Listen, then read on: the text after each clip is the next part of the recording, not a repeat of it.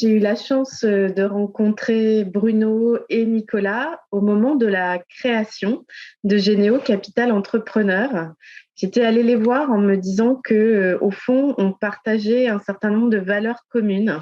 en particulier la conviction que pour faire de grandes choses, il faut être investisseur et acteur de long terme et pouvoir maîtriser le temps. Et également qu'aujourd'hui, pour faire de grandes choses, il faut le faire avec un sens de l'engagement sociétal qui corresponde à cette vision de long terme et que donc la responsabilité sociale de l'entreprise, ça n'est pas à côté de l'entreprise, mais véritablement au cœur de sa façon de faire son métier. Et voilà, donc long terme et RSE, deux points clés pour Evolem et pour Généo qui ont fait que nos parcours se sont rejoints,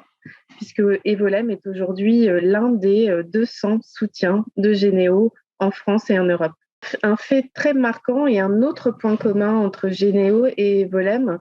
c'est l'engagement dans la cité et ce sentiment de dire que en contribuant à faire grandir des entreprises, on crée de la valeur et on crée de l'emploi dans les territoires.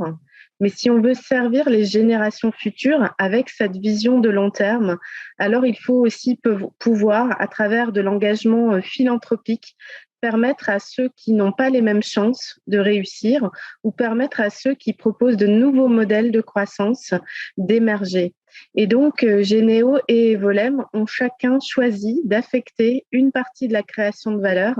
à un fonds de dotation